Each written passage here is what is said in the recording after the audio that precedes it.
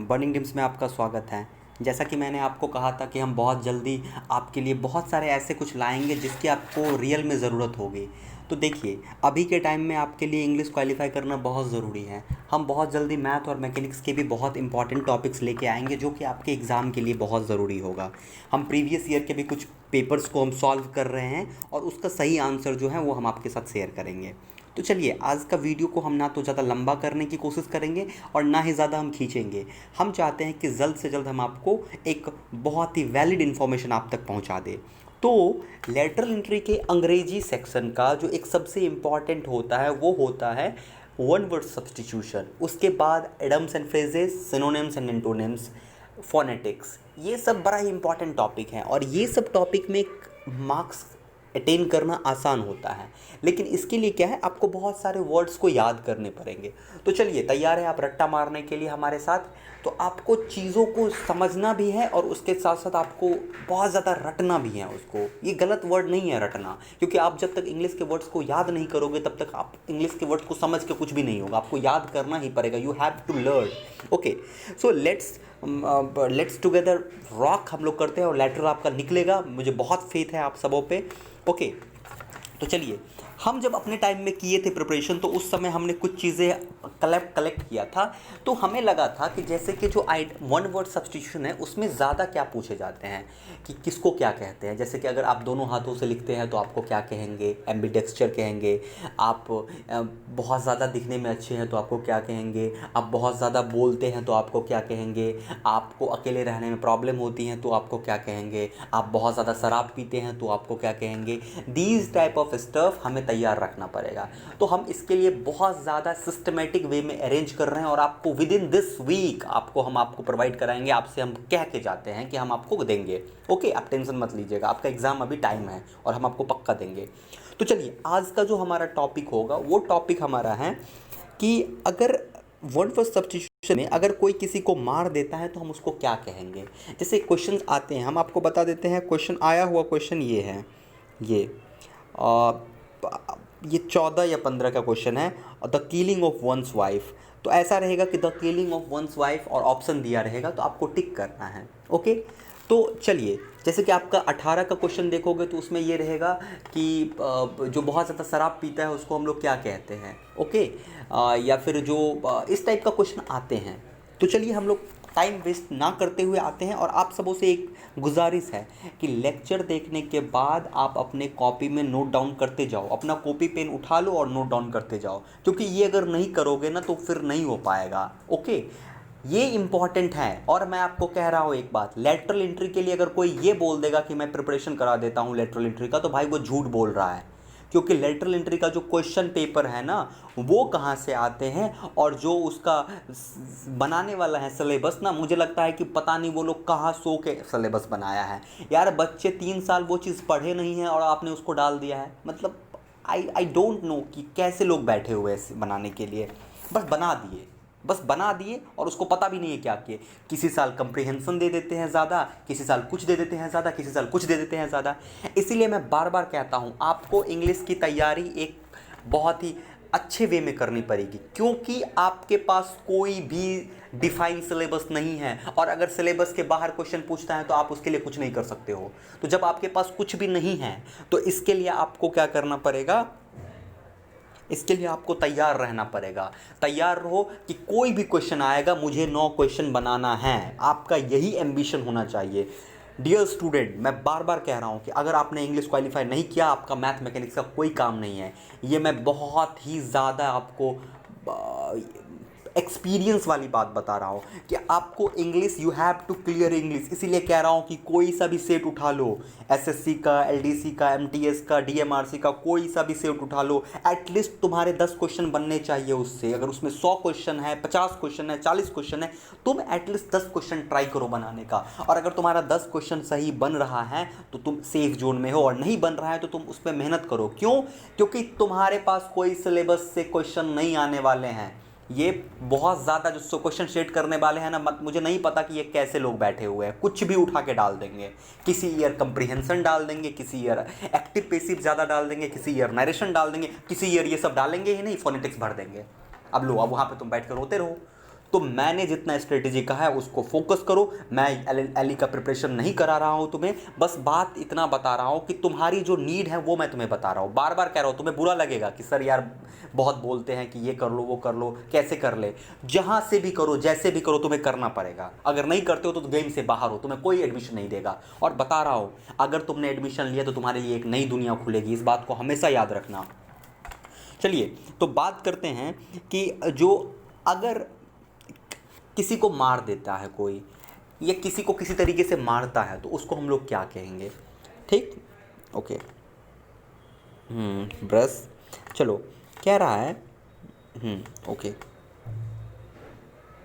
एक second, okay. तो कह रहा है कि किलिंग ऑफ डॉग्स, अगर कुत्ते की आपने कुत्ते को मार दिया, ओके। वैसे कुत्ते को मत मारना वरना कुत्ता काट लेगा, तो उसको लोग कहते हैं, क्या हम लोग कहते हैं? सैनिसाइड, ओके। सैनिसाइड हो गया, मतलब कुत्ते को मारना सैनिसाइड कहलाता है। ठीक, ओके, ये आपको क्लियर हो गया। नेक्स्ट चलते हैं बात कि अगर the killing of one's brother, अगर कोई अपने भाई को मार देता है तो उसको हम लोग कहते हैं फ्रेट्रीसाइड, ओके। उसको क्या कहते हैं? फ्रेट्रीसाइड। भाई को मारना मतलब फ्रेट्रीसाइड, ओके। उसके बाद कह रहा है किलिंग ऑफ वंस चिल्ड्रेन, अगर कोई अपने बच्चे को मार दिया तो उसको हम लोग कहते हैं फीलीसाइड। एक चीज़ याद रखो, अगर साइड रहे कहीं पे भी, मतलब परफिक्स में अगर साइड रहे, बाद में साइड रहे, तो उसको हम लोग कहते हैं मारना। याद रखना कि अगर साइड रहेगा तो मारना होता है। जैसे साइड से पहले अगर हमने सुई लगा दिया, ओके, हमने क्या लगा दिया? सुई। सुई मतलब होता है खुद, ओके। सुई मतलब होता है सेल्फ। तो सेल्फ को मारना, सेल्फ को साइड करना सुसाइड कहलाएगा। ठीक ना, हम सब इसी पे बता देंगे आपको, आप टेंशन मत लेना, ओके। चलो उसके बाद हम लोग कहते हैं कि अगर किसी ने अपने भाई को मार दिया, ठीक ना, तो फ्रैट्री, भाई के लिए जो होता है वर्ड फ्रैट्री, साइड मतलब हो गया मारना। उसके बाद हम लोग कहते हैं, पहले हमने साइड यहाँ पे लिख के रखो, एक सेकेंड, ओके। तो साइड आपने लिख के रखा है, साइड, ओके। अब बात करते हैं फीली। फीली मतलब फीलीसाइड, अपने बच्चे को मारा तो फीलीसाइड हो गया। अब बात करती हैं जीनोसाइड। देखो, जीनो से याद रखना कि जनरल, बहुत सारे लोग, जनरल, GEN, जनरल से याद रखना। तो जीनोसाइड, बहुत लोगों को हमने मार दिया। एक killing of a race of people, एक पूरा का पूरा सामूहिक नरसंहार कर दिया। महाभारत जो था वो जीनोसाइड था, पूरा का पूरा एक नरसंहार हो गया, ओके। उसके बाद आती है जर्मीसाइड, ठीक ना। जर्म को पता है ना क्या कहते हैं? कहते हैं ना, जैसे डिटॉल यूज़ कीजिए, जर्म को मारिए, तो जर्मीसाइड, कीटाणु को मारना जर्मीसाइड कहलाता है, ओके। उसके बाद कहता है कि होमोसाइड, होमो ह्यूमन, ह्यूमन को मारना होमोसाइड कहलाता है, मतलब the killing of human beings, आदमी को मारना होमोसाइड कहलाता है। याद करना इसको कि होमोसाइड, होमोसाइड मतलब killing of a human beings, मानवता को मार दिया, होमोसाइड हमने कर दिया। उसके बाद आता है क्या है? हर्पिटीसाइड। हर्पिटीसाइड मतलब होता है सांपों को मारना। आप लोग ऐसे बहुत लोग हर्पिटीसाइड किए, सांपों को मारना, ओके। नेक्स्ट आता है मैट्रीसाइड, याद रखना, MAT, मदर से याद रखना, दिमाग में बैला नहीं, मैट्रीसाइड, माँ की हत्या, माँ को मार दिया तो मैट्रीसाइड कहलाया। किलिंग ऑफ वंस मदर, कोई अगर अपनी माँ को मारता है तो वो कहलाता है मैट्रीसाइड। भूलोगे तो याद रखना कि M से आ रहा है तो माँ होगा, मैट्रीसाइड, ओके। अगर मैट्रीसाइड M से माँ आ रहा है तो P से पिता भी आता है, P से पिता, तो पैट्रीसाइड रहे तो पिता हो गया, ओके। और इन्फांट, इन्फांट मतलब होता है बच्चा, इन्फेंट, इन्फेंट मतलब बच्चा होता है, तो इन्फेंटिसाइड, किसी बच्चे की हत्या किए, अपने बच्चे की हत्या किए तो इन्फेंटिसाइड हो गया। और माता पिता दोनों को मार दिए तो वो हो गया पैरिसाइड। रीजीसाइड, किसी राजा को मारे तो वो हमारा रीजीसाइड कहलाया। सुसाइड, खुद को मारे तो सुसाइड कहलाया। सोरोरोसाइड, बहन को मारे तो हमारा वो सोरोरिसाइड कहलाया, ठीक ना। एक्चुअली हमारा सोरोरेट मतलब होता है बहन से, ये अगर किसी की बहन, जैसे ऐसे समझो, सोरोरेट का क्या मतलब होता है कि सोरोरेट मैरिज भी होता है, किसी की जैसे ऐसे मेरी पत्नी नहीं है जो हम अपनी पत्नी का एग्जाम्पल लेंगे। ऐसा समझना कि किसी की पत्नी अगर एक्सपायर कर गई तो वो पत्नी की बहन से शादी कर लेती है, तो वो सोरोरेट मैरिज कहलाता है। उसी तरीके से सोरोसाइड कहलाता है बहन को मारना, और बड़ा ही कॉम्प्लेक्स वर्ड है, ठीक ना। मैंने इसको अपने टाइम में क्या याद किया था ना, कि पत्नी को मारना, देखो ज़ीरोडिसाइड, ठीक ना। पढ़ने में जितना हार्ड है पत्नी को समझना भी उतना ही हार्ड होता है। तो इस तरीके का क्वेश्चन केस आए तो समझ देना कि पत्नी होगा तो ज़ीरोडिसाइड होगा। ओके, नेक्स्ट चलते हैं। अब बात करते हैं कि गवर्नमेंट का फॉर्म, साइड से रिलेटेड, साइड का सफिक्स में इतना, परफिक्स में इतना क्वेश्चन हो गया। अब बात करते हैं कि गवर्नमेंट के रिलेटेड कितना सारा होता है, इस पे बात करते हैं। ओके, अब कह रहा है कि अगर स्टेट विदाउट गवर्नमेंट, अगर एक ऐसा स्टेट जिसमें गवर्नमेंट हो ही ना, तो उसको हम लोग कहते हैं एनार्की, अराजकता। बिल्कुल उस राज्य में बिल्कुल अराजकता है, एनार्किज्म है। अगर रूल बाय नोबलिटी, कुछ अच्छे लोग मिलके समाज को चला रहे हैं, तो उसको हम लोग कहते हैं एरिस्टोक्रेसी। ओके, अगर कोई ए ruler who has complete power, एक ही इंसान के पास पूरा का पूरा पावर है, मतलब तानाशाह, उसको हम लोग कहते हैं ऑटोक्रेट। अगर हम लोग कोई नहीं, एक राजा बिल्कुल कई सालों से चलाते आ रहा है, तो उसको हम लोग कहते हैं, ऑटोक्रेट से ही ऑटोक्रेसी बना है, ऑटोक्रेसी कहते हैं। ब्यूरोक्रेसी का मतलब होता है जब आईएएस आईपीएस मिलके गवर्नमेंट चलाएंगे, तो उसको हम लोग ब्यूरोक्रेसी कहते हैं, मतलब नौकरशाही कहते हैं। डिक्टेटरशिप, तानाशाही हुआ है, कोई एक इंसान है जो कि डायरेक्टर बना हुआ है, डिक्टेटर लिया हुआ है कि भाई आपको करना, जैसे हिटलर की बात करें तो हिटलर मेरा डिक्टेटरशिप था।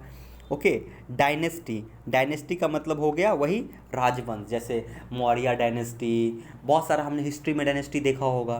तो अगर succession of ruler belongings to one's family, अगर अपनी ही फैमिली का कोई आगे आके बैठता है गद्दी पे, तो वो हमारा हो गया डायनेस्टी। अब हमारा हो गया, अगर हमारा ओल्ड आदमी मिलके शासन करता है तो उसको कहते हैं हम लोग क्या, ज़ीरोनटोक्रेसी। ओके, बहुत बूढ़े बूढ़े लोग मिलके शासन चला रहे हैं, तो ज़ीरोनटोक्रेसी हो गया। ओके, अब हमारा बात आता है, ये क्या है मेरा, रूल्स बाय वुमेन, क्या है, गायनियोक्रेसी। देखो इसको याद कैसे रखना, गायनाकोलॉजिस्ट जो होता है, जो वुमेन्स के प्रॉब्लम्स को समझता है, उसको हम लोग गायनाकोलॉजिस्ट कहते हैं। तो गायना मतलब एक तरीके से वुमेन से रिलेटेड होता है गायना, तो गायनियोक्रेसी मतलब महिलाओं का शासन हो गया। उसी तरीके से मोनार्की हो गया, क्या मोनार्की हो गया मेरा, कि अगर गवर्नमेंट बाय किंग, अगर किंग सरकार है, राजा चला रहा है, तो हमारा वो हो गया मोनार्की। ओके, अगला हमारा कह रहा है नियोक्रेसी। अगर कुछ आदमी जो नया है, इनएक्सपीरियंस्ड है, उतना ज़्यादा नया एक्सपीरियंस नहीं है, मतलब न्यू है, तो नियोक्रेसी। ऐसे याद करना, नियोक्रेसी मतलब न्यू इंसान ने सरकार चला रहा है, नियोक्रेसी। ओलिगार्की का मतलब याद रखना, ओली मतलब होता है, सोचना कि ओली मतलब बहुत कम, ओलिगार्की कुछ ही लोग मिलके अगर सरकार चला रहे हैं तो हम लोग उसको ओलिगार्की कहते हैं। प्लूटोक्रेसी, जब अमीर लोग सरकार चलाएंगे तो उसको हम लोग कहेंगे प्लूटोक्रेसी।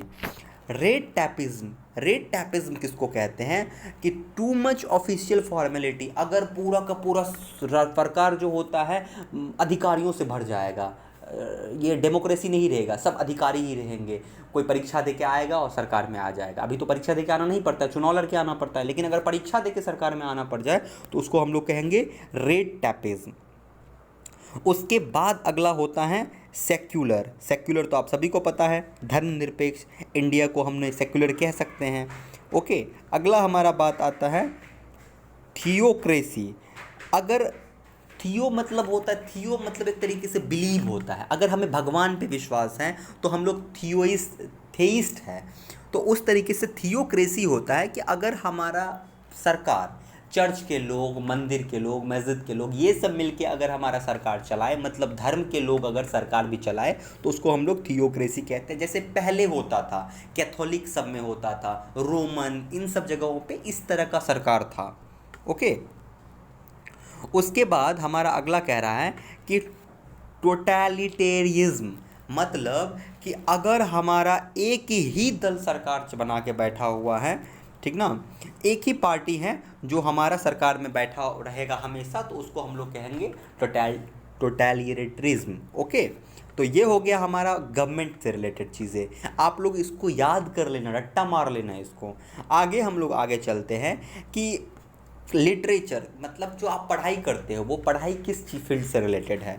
तो जैसे हम लोग कहते हैं कि एब्रीविएशन, मतलब कि एब्रीविएशन का मतलब होता है कि इस short form of a word, जैसे आपको लिखे रहेगा सी डी का एब्रीविएशन कॉम्पैक्ट डिस्क, इस तरीके से DM, DIG, ये सब क्या है, एब्रीविएशन है। ओके, ये सब क्या है, एब्रीविएशन है, मतलब short term of the word. एक बड़ा वर्ड है उसका एक शॉर्ट टर्म है।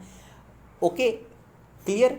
BCEC क्या है, एब्रीविएशन है, Bihar combined entrance competitive examination, उसका एक है। LE क्या है, एक एब्रीविएशन है, लेटरल एंट्री का एक लेटरल एंट्री होता है फुल फॉर्म। आगे बढ़ते हैं, ये क्या हुआ मेरा, एब्राइजमेंट। एब्राइजमेंट मतलब होता है संक्षेपण। हम लोग बचपन में किए होंगे एब्राइजमेंट, कि बहुत बड़ा सा है उसको तोड़ के हमें छोटा करना होता है। ओके, उसके बाद आता है एंथ्रोपोलॉजी। एंथ्रोपोलॉजी का मतलब सबको पता होगा कि एंथ्रोपोलॉजी एक सब्जेक्ट होता है जिसमें हम लोग ह्यूमैनिटी के बारे में पढ़ते हैं। मानव कैसे बना, कैसे आया, कैसे हम पहले ऐप थे, हम बंदर थे, बंदर से हम लोग हमारा विकास होते गया। तो ये सब जो पढ़ता है उसको हम लोग कहते हैं एंथ्रोपोलॉजी। ओके, मतलब the study of main kind specially of its origin, मतलब लोग कैसे पैदा हुए हैं, कैसे आगे बढ़े हैं, कैसे कैसे कैसे हमने मनुष्य बने हैं। ओके, नेक्स्ट कह रहा है the study of pre historic remains, मतलब प्राचीन चीज़ों को पढ़ना, तो उसको हम लोग कहते हैं आर्कियोलॉजी। जैसे आप इसको ऐसे समझो कि अब जब जाओगे आप बिहार में ही किसी किसी साइट पे जाओगे तो वहाँ पे लिखा हुआ रहेगा पुरातत्व विभाग, पुरातत्व विभाग। जब आप किसी म्यूजियम में जाओगे तो वहाँ पे लिखा हुआ रहेगा कि पुरातत्व विभाग द्वारा ये इतना ईस्वी में आया। इसका मतलब उसको कौन कर रहा है, उसको जो पढ़ाई कर रहा है उसको हम लोग कहते हैं आर्कियोलॉजी। ठीक ना। एस्ट्रोनॉमी के बारे में तो सबको पता है कि चांद तारों के बारे में पढ़ना है तो एस्ट्रोनॉमी कहलाता है। वैसे हम आपको बता दें कि जो लवर होते हैं वो भी चांद तारों के बारे में पढ़ते हैं, लेकिन वो एस्ट्रोनॉमी नहीं है। ओके, प्यार करने वाले भी चांद तारे के बारे में जानते हैं, लेकिन वो एस्ट्रोनॉमी नहीं होते हैं। ओके, सब ने ये सब काम किया होगा, ठीक ना, रातों को चांद और तारे। चलो अभी चांद तारे नहीं, अभी हम लेटरल को देखते हैं। Okay, autism. ऑटिज्म का मतलब क्या होता है ना, आत्मविभो। अगर आप मेंटली सही नहीं हैं तो आप किसी से बात नहीं कर सकते हैं, तो हम लोग कह सकते हैं कि आप आत्मविभो हो गए हैं, मतलब ऑटिज्म की स्थिति में है। कि a mental condition in which a person find it very difficult to communicate, और किसी और से आप कम्युनिकेट नहीं कर सकते उस कंडीशन में। ओके, अब चलते हैं बेनोवोलेंस। ओके, बेनोवोलेंस का मतलब, ये क्वेश्चन आया हुआ है। ओके, बेनोवोलेंस का मतलब होता है कि काइंड, हेल्पफुल, एक इंसान जो बहुत ज़्यादा परोपकारी है तो उसको हम लोग बेनोवोलेंस कहते हैं। तो बी अ ह्यूमन बींग्स, हमें बहुत ज़्यादा बेनोवोलेंस होनी चाहिए अपने लाइफ में। बॉटनी के बारे में सबको पता होगा कि बॉटनी क्या होता है। बॉटनी होता है जो स्टडी ऑफ प्लांट होता है उसको बॉटनी कहते हैं। तो बॉटनी किसका पार्ट है, बायोलॉजी का एक पार्ट है बॉटनी। कैलीग्राफी। कैलीग्राफी का क्या मतलब होता है कि आप देखोगे जो बहुत ही जिसका हैंडराइटिंग अच्छा होता है उसको हम लोग कैलीग्राफी कहते हैं। वो कैलीग्राफी का कोर्स भी कर सकता है जिसमें कि हम लोग बहुत अच्छे तरीके से शब्दों को सजाते हैं, तो हम एक बहुत अच्छा कैलीग्राफर बन सकते हैं। वैसे हम आपको बता दें कि ज़िंदगी में हर कोई कहीं ना कहीं कैलीग्राफर होता है। कोई शब्दों के साथ सजावट करता है, कोई ज़िंदगी के साथ सजावट करता है। तो we all are here calligrapher, और हम लोग अपनी ज़िंदगी को खूबसूरत बना रहे हैं। ओके, तो आप लोग भी क्या कहते हैं उसको, कैलीग्राफी कर रहे हैं। तो आप अपने कमेंट में मुझे ज़रूर बताना कि आपके जीवन में क्या क्या ड्रीम्स हैं जिसको आप खूबसूरत बनाना चाहते हैं। मैं देखना चाहता हूं कि मेरे साथ जो बच्चे जुड़े हुए हैं उसके पास बड़ा सा ड्रीम है या नहीं, मतलब ऐसा ड्रीम है कि नहीं कि लगे कि यार यस ये बंदा है ड्रीम वाले। तो मैं कमेंट का वेट करूँगा ऐसे ऐसे ड्रीम का। What you want from your life, अपने जीवन से आपको क्या चाहिए, छीन के लेंगे, हम मिल के लेंगे। ओके ना, जीवन से जो भी चाहिए। आगे बह रहा है कार्टोग्राफी। कार्टोग्राफी का मतलब होता है, सिविल वाले बच्चे कार्टोग्राफी का मतलब बहुत अच्छे से जानते होंगे। कार्टोग्राफी का मतलब होता है कि मैप को ड्रॉ करना, कार्टोग्राफी कहलाता है। सेरामिक्स होता है जो बर्तन सब का मेक बनाता है, उसको हम लोग सेरामिक्स कहते हैं। वो इंजीनियरिंग भी होता है, सेरामिक्स इंजीनियरिंग, जिसमें कि हम लोग बर्तन को ड्राइंग सब देखते हैं कि बर्तन कैसे बनता है। मिट्टी से बर्तन बनाने की कला सेरामिक्स कहलाता है। Okay, this one is very important, question आया हुआ है। ओके, कहा गया ये क्रोमैटोल कहाँ गया ये, ओके, ये हमारा है क्रोमैटोलॉजी। क्रोमैटोलॉजी का क्या मतलब होता है? देखो, अगर आपने 9th-10th में पढ़े होगे, इसको ऐसे याद रखना, जो हमारा कलर होता है उसको हम लोग क्रोमा से रिलेट करते हैं। क्रोमा, क्रोमा जो होता है कलर का जो एक्चुअल थीम होता है उसको हम क्रोमा कहते हैं। लाइट का जो एक्चुअल थीम होता है उसको हम लोग क्रोमा कहते हैं। तो क्रोमैटोलॉजी, लॉजी का मतलब होता है पढ़ना, बायोलॉजी पढ़ना, जो भी लॉजी है लगा हुआ है उसके मतलब होता है पढ़ना। तो अगर क्रोमैटोलॉजी है इसका मतलब होगा क्रोमा, क्रोमा मतलब कलर्स, कलर्स को पढ़ना क्रोमैटोलॉजी कहलाता है। क्रिमिनोलॉजी, लॉजी मतलब याद रखना पढ़ना, अगर ऐसा क्वेश्चन लॉजी रहे तो समझ लेना कि पढ़ने से रिलेटेड होगा। क्रिमिनोलॉजी, क्राइम को पढ़ना, ओके, क्रिमिनोलॉजी हो गया। क्रिप्टोग्राफी, ओके, ग्राफी मतलब होता है कुछ करना, ग्राफी का मतलब होता है कुछ करना, जैसे कि अभी हम अभी दिखाए, ग्राफी का मतलब क्या, कैलीग्राफी खूबसूरत से लिखे, कार्टोग्राफी मानचित्र बनाए। क्रिप्टोग्राफी, जो कंप्यूटर साइंस के बच्चे होंगे वो क्रिप्टोग्राफी का मतलब बहुत अच्छे से जानते होंगे। क्रिप्टोग्राफी का मतलब होता है कि डिकोड करना, एक ऐसा लैंग्वेज तैयार करना जिसको कि सिर्फ और सिर्फ वही समझ सकता है जो क्रिप्टोग्राफी को जानता है। जैसे हमने बता दिया कि अगर मैंने ए लिखा तो समझ जाना कि मैं नहीं आऊँगा, ओके। तो इस तरीके से जो कोडिंग करेंगे तो वो हम क्रिप्टोग्राफर उसको कोड करते हैं। उसके नेक्स्ट हमारा कह रहा है ड्यूलिज्म। ड्यूलिज्म मतलब होता है दो, ड्यूल, ड्यूल मतलब दो, तो ड्यूलिज्म का प्रिंसिपल होता है कि अगर दिन है तो रात है, तो ये ड्यूलिज्म कहलाता है, ओके। और theory that there are two opposite principle in everything, हर चीज़ में जब दो प्रिंसिपल हो, सुख दुख, प्यार मोहब्बत, प्यार मोहब्बत नहीं बात कर रहे हम, प्यार में जो प्लीजर पेन, ओके, तो दोनों को साथ में लेके चलना। अगर एक चीज़ के लिए तड़प रहे हो कि भाई मेरे को प्यार मिले तो गलत चीज़ कर रहे हो, बी रेडी फॉर पेन, और वो पेन भी खूबसूरत होता है, okay. So let's go.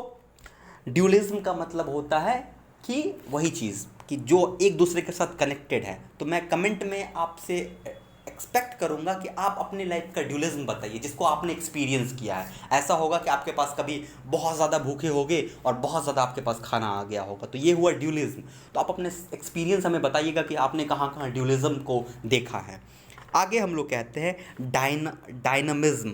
Dynamism का मतलब होता है कि जिसके पास बहुत ज़्यादा ऊर्जा हो, कहता है ना कि ये बंदा बहुत ही डायनेमिक है, मतलब ये बहुत आगे जाएगा, क्योंकि डायनेमिक का मतलब होता है जिसके पास बहुत ज़्यादा ऊर्जा हो, ओके, तो वो डायनामिज्म कहलाता है, ओके, ऊर्जावान इंसान, ओके।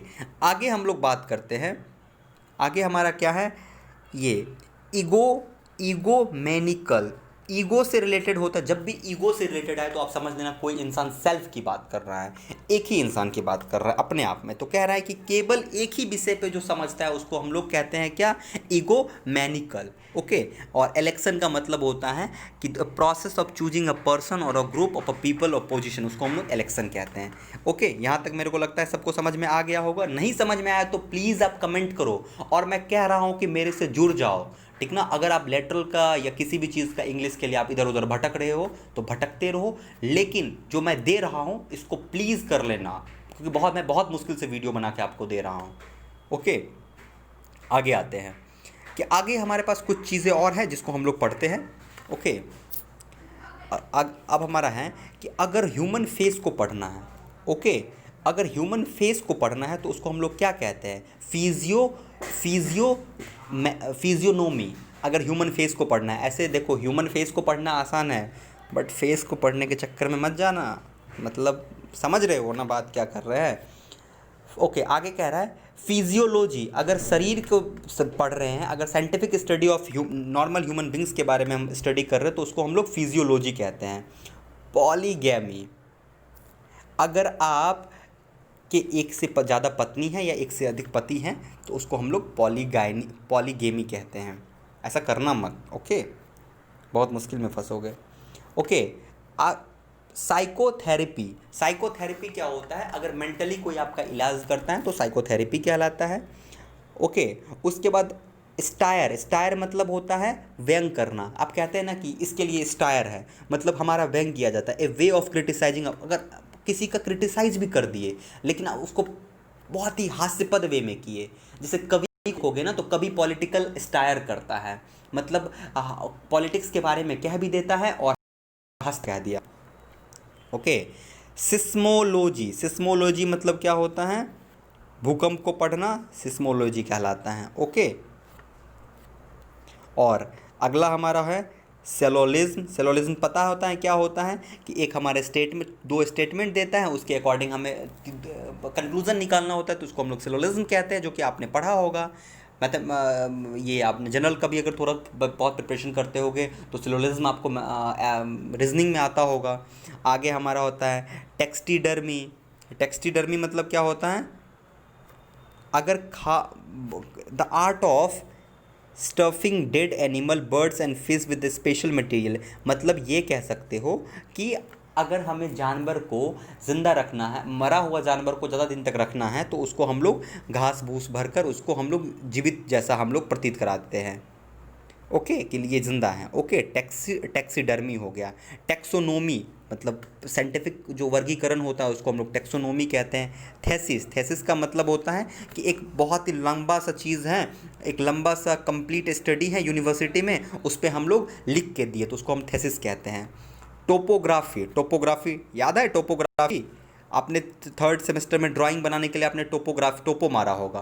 पॉलिटेक्निक में टोपो बहुत मारते हैं भाई, टोपो मार के ही काम चलता है, जो सिविल ब्रांच नहीं है भाई, ड्राइंग में टोपो मारना पड़ता है, मतलब आपने मानचित्र बनाया, ठीक ना। टोपोग्राफी मानचित्र बनाया। टोपोलॉजी ज़मीन के बारे में आपने पढ़ा, टोपोलॉजी कहलाता है। उसके बाद आप लोग क्या, ट्रेडिशनल मतलब क्या हो गया, वही परंपरागत, किसी जगह पे आप काम कर रहे हैं तो आप जैसा है वैसा ही सब चल रहे हैं, तो वो हो गया। ट्राइलॉजी, ट्राइलॉजी मतलब हो गया ग्रुप ऑफ 3 बुक्स, 3 बुक को मिला दिए तो वो ट्राइलॉजी कहलाया। 3 किसी भी चीज़ को मिलाए तो वो हमारा ट्राइलॉजी कहलाता है। वेलोसिटी के बारे में पता ही है। विरोगोली मतलब होता है कि वायरस से कोई अगर रोग फैलता है। जूलॉजी मतलब जंतु विज्ञान होता है, ठीक। ये देखो इंटोमोलॉजी, कीट विज्ञान को हम लोग कहते हैं स्टडी ऑफ इंसेक्ट, तो इंटोमोलॉजी होता है। एथनोलॉजी, एथनोलॉजी का मतलब होता है रेसेस के बारे में, आप कहाँ से आए हैं, मतलब हम ब्लैक हैं, वाइट हैं, आर्यन थे, मैंग्लोइड थे, क्या थे, ये रेसेस होते हैं। आर्यन, आर्य समाज बोलते हैं ना, आर्य भारत में आया, तो आर्य क्या था, एक रेस है। तो इस सब को पढ़ना जो होता है वो इथनोलॉजी कहलाता है। इटीमोलॉजी, इटीमोलॉजी का मतलब होता है कि शब्द कहाँ से आया है इसको पढ़ना है। इटीमोलॉजी शब्द कहाँ से आया है उसको पढ़ना, हम इटोमोलॉजी कहते हैं उसको, ठीक ना। उसके बाद हमारा क्या होता है जियोलॉजी, भूविज्ञान, ज़मीन को पढ़ना हमारा जियोलॉजी कहलाता है। ज्योमेट्री, जियोमेट्री, ज्योमेट्री का मतलब होता है branch of mathematics which deals with the measurement of relationship of lines angle surface. इस सब को lines angle surface solid in सब को पढ़ना हमारा क्या कहलाता है, ज्योमेट्री कहलाता है। ओके, इंसेक्टिसाइड, कीटनाशक, अगर हम लोग केमिकल जिससे हम लोग इंसेक्ट को मारते हैं हम उसको कहते हैं इंसेक्टिसाइड कहते हैं। ओके।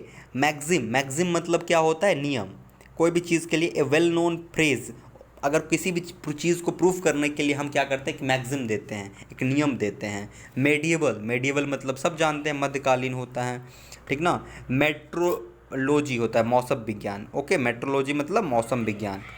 ओके। न्यूमरोलॉजी मतलब संख्या का शास्त्र जो होता है, the use of numbers to try tell somebody what will be in future, उसको हम लोग कहते हैं न्यूमरोलॉजी, आगे क्या हो सकता है। ओरेनोलॉजी, पहाड़ों को पढ़ना, ओरेनोलॉजी कहलाता है। ओनोकोलॉजी मतलब शरीर का जो ट्रीटमेंट है वो बहुत सारा है, कहाँ से ट्रीटमेंट होगा ट्यूमर्स का, इसको हम लोग पढ़ने के लिए हम लोग पढ़ते हैं ओनोकोलॉजी। ऑरिन्थोलॉजी, ये पूछा हुआ क्वेश्चन है। ऑरिन्थोलॉजी का मतलब होता है कि पक्षी, स्टडी ऑफ वर्ड्स हमारा कहलाता है ऑरिन्थोलॉजी, ठीक ना। पैलियोग्राफी, पैलियोग्राफी का मतलब पी फॉर याद रखना प्राचीन, पैलियोग्राफी प्राचीन भाषा को पढ़ना पैलियोग्राफी कहलाता है। पैथोलॉजी, डिजीज़ को पढ़ना पैथोलॉजी कहलाता है। ओके। फिलोजी मतलब भाषा कैसे आया, फिलोसफी कैसे आया, इसको पढ़ना फिलोजी कहलाता है। Study of development of language, language का जो डेवलपमेंट हुआ उसको हम फियोलॉजी कहते हैं। अब फिजिशियन किसको कहते हैं, जो डॉक्टर हमारे सर्जरी नहीं करता है लेकिन बाहर की सारी चीज़ों को पढ़ता है, उसको हम लोग कहते हैं क्या, फिजिशियन कहते हैं। ओके। तो आई होप कि ये जो लेक्चर है इस लेक्चर में बहुत सारी बातें आपका क्लियर हुआ होगा। आप मुझे कमेंट में बताओगे कि आपको और मैं इसके लिए और मेरे पास items and one word substitution है जो कि मैं बहुत जल्दी आपको लाऊंगा। तो अभी बी काम विथ मी, आपको मेरे साथ बने रहना है। और इस वीडियो के जस्ट बाद आपके पास जो वीडियो आएगा वो इंग्लिश का ही होगा, और मैं साथ साथ मैकेनिक्स का भी बहुत खूबसूरत खूबसूरत पॉइंट्स को कलेक्ट कर रहा हूँ जो कि मैं आपको कुछ ही दिनों में दे दूंगा। तो स्टे विथ मी, पूरा कॉन्फिडेंस रहना, आपका निकलेगा एग्ज़ाम, मैं आपके साथ हूँ। आप इंग्लिश पे बहुत ज़्यादा फोकस करना, उसके साथ साथ मैथ मैकेनिक्स के जो बेसिक चीज़ें हैं उसको पकड़ के रखना। मैं बार बार कह रहा हूँ, बेसिक चीज़ों को छोड़ोगे एग्ज़ाम नहीं निकलेगा। आई होप कि आपको मेरी बात पूरी तरीके से समझ में आ रही है। सो स्टूडेंट, अगर आपको जोश है तो आप कमेंट में मुझे बताओगे कि आपका जोश सच में बना हुआ है, और मुझे बहुत अच्छा लगता है कि कमेंट में अगर आप अपने सारे प्रॉब्लम्स को बताओगे तो मुझे अच्छा लगेगा। और मैं आपका कमेंट का रिप्लाई नहीं कर पाता हूँ, उसमें मेरी प्रॉब्लम है, बट आप होप के साथ मेरे साथ जुड़े रहो, आपको बहुत अच्छा होने वाला है। और मैं बहुत जल्दी बताने जा रहा हूँ कि कैसे आपको IIT में जाना है, क्योंकि आपका अब बीटेक में एडमिशन लेने जा रहे हो। बीटेक में एडमिशन लेने के साथ ही ट्राई करना कि आपका IIT में किसी न किसी तरीके से सिलेक्शन हो जाए आपको आगे पढ़ने के लिए। ओके, तो इसके बहुत सारे प्रोसेस है, बहुत सारे प्रोसेस है IIT में जाने का, लेकिन उसके लिए बहुत मेहनत करनी पड़ेगी। सो बी प्रिपेयर। थैंक यू, हम आपके साथ फिर से आएंगे। Thank you guys, thank you for